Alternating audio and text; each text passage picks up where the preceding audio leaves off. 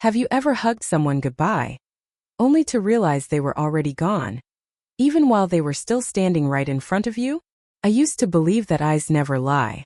But that day when he looked at me one last time before walking through airport security, I saw nothing. Ethan didn't cry. He didn't hold my hand a second longer. He didn't turn back like he used to. And the strange thing is, this wasn't his first time leaving. As a Marine officer, Ethan had been deployed 3 times before. But never once did he seem this light. I still remember how quick that hug was. One arm holding his duffel bag, the other barely brushing around my back. Awkward. Like 2 coworkers saying goodbye after a long meeting. Not a husband about to leave his wife and daughter for half a year. I swallowed my tears and smiled because our daughter, little Lila, was right beside us, tugging on his sleeve and asking, "Will you be back for my birthday, Daddy?" Ethan bent down, placed a hand on her messy curls, smiled and said, "I'll try, sweetheart." But he didn't promise. And that's when it hit me. He hadn't promised me anything clearly or honestly in over a year. We used to have a quiet kind of love. Nothing flashy, but strong enough to make me believe that even if he didn't say much, he still cared. Ethan had always shown up when it mattered, or at least he used to. Ever since his last promotion, those moments had become rare. When Lila had a high fever at age 3, I was the one driving through the night to the ER. When my mom passed away, he didn't call, he just texted, "You okay?"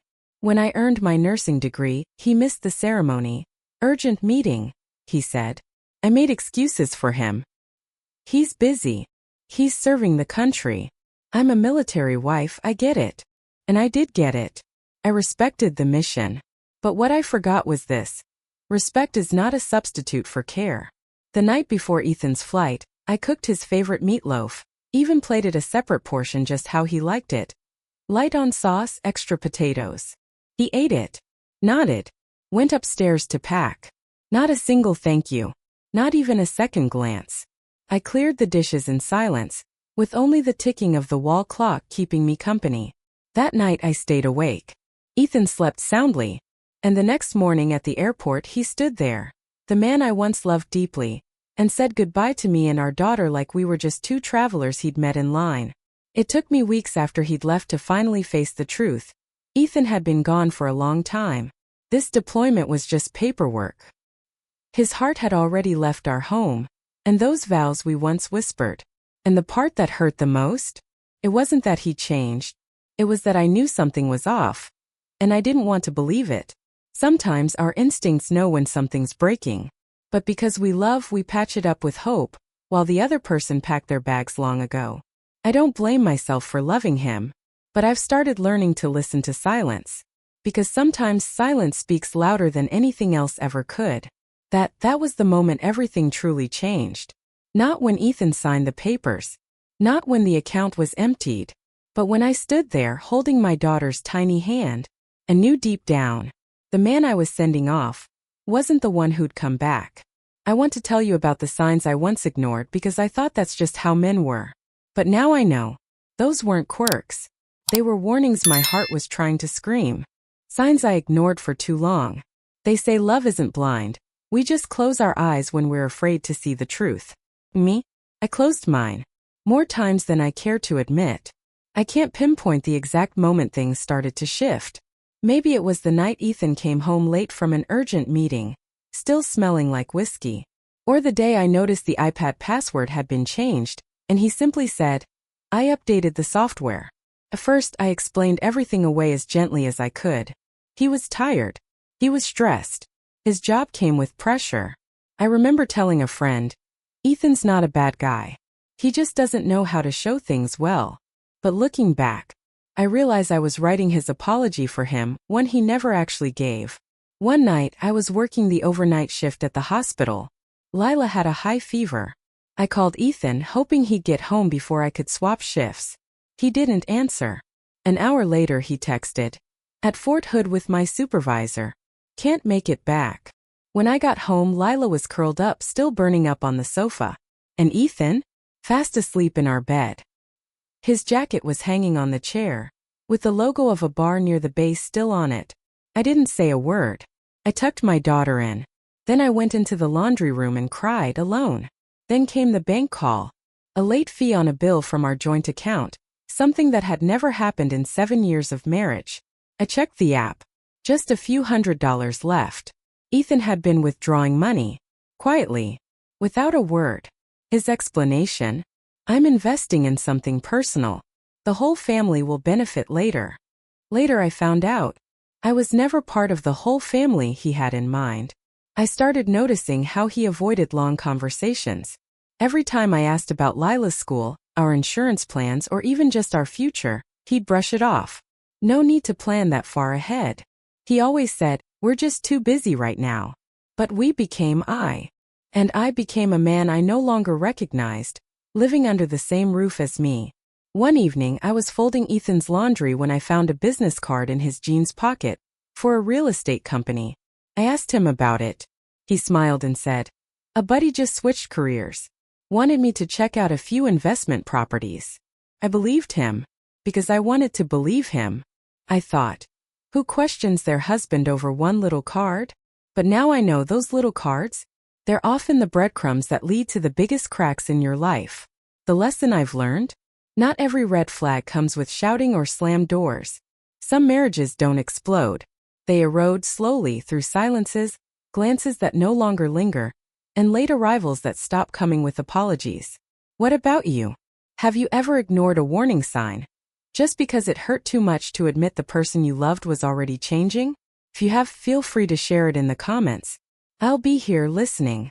As someone who stayed quiet for far too long, I used to think if I just held on, things would return to how they were. But the truth is, not every crack is temporary. Some grow quietly, until the whole foundation collapses without warning. And for me, that collapse came the day a stranger knocked on my door and told me he was the new owner of the house I once called home. My name wasn't on the deed. A man knocked on my door at 9 a.m. He smiled politely, holding a stack of papers, and said, I'm here to do a final walkthrough before we move in next week. I froze, because the house he was talking about was the one I was living in, the one where I had just placed a box of cookies our daughter made for her dad on the kitchen shelf, the one I believed with all my heart would be ours forever. I sat down slowly, trying to keep my voice steady. Excuse me, are you talking about this house? He flipped through the papers, pulled out a stamped sales contract. Seller Ethan Briggs. Buyer, some real estate investment company. I scanned the page. No mention of my name. No line requiring my signature. I called Ethan immediately. No answer. I texted him. No response. I drove straight to the law office listed on the contract, just a few blocks away. I sat across from a middle-aged attorney and asked, almost choking on the words, why wasn't I informed about this sale? I'm his wife. The lawyer looked over his glasses, flipped open the file, and said calmly, your name isn't listed as a co-owner. Your husband is the sole title holder. And that's when it hit me. I hadn't just lost my home. I had never truly owned it. Ethan and I had bought this house 2 years after we got married. I still remember move-in day. We ate pizza straight from the box, sitting on cardboard because we didn't have a dining table yet. I painted the mural in Lila's room with my own hands, watercolor flowers and stars. I believed wholeheartedly this house was ours. But apparently, Ethan had put the mortgage in his name only. He told me back then, it's faster this way. The VA loan only applies to military personnel. I believed him. I didn't ask to be added to the title, because back then I thought, we're a family. That's what matters. I drove home, pulled open every drawer in our filing cabinet, digging through old documents, property records, banking files. How many things had only his name on them? Almost everything. And in that moment I felt like a guest in my own life. A person who had signed nothing, who had no legal standing in the life she had poured herself into. I opened the banking app for our joint account. Empty. Balance. $18.47. Every bit of savings, even the small amounts I stashed from overtime hospital shifts, gone. Transferred in small increments over weeks. Deliberate. Quiet. Without a single word. I sat on the living room floor, back against the wall, hugging a pillow to my chest. I didn't know what hurt more, being betrayed by someone I trusted the most, or realizing that, on paper, I had never even existed in the life I helped build. What did I learn? Don't ever assume love is enough to protect you. Love can build a home, but paperwork is what protects it when someone tries to burn it down. Have you ever been in a relationship where everything was in the other person's name, and you thought it was no big deal? Share your story in the comments. Someone out there may need to hear it more than you know. I didn't want revenge. I didn't even know how to get back what I had lost. But I knew one thing: I couldn't sit still. I opened my laptop, logged into the home security account, the one Ethan probably thought I'd forgotten about. And that's when I saw it. His face. And a man I didn't recognize, standing in my living room, pointing at the walls, taking pictures, laughing like it was already his. He didn't just hurt me, it was a pattern. I used to think I was the exception, but I was just the next name on the list. And that realization chilled me to my core. I thought it ended with Ethan selling the house behind my back. But then I rewound the security footage, the one where he and some unfamiliar man were casually walking through our living room, snapping pictures and talking like seasoned agents. There was something disturbingly comfortable in the way they moved. That other man?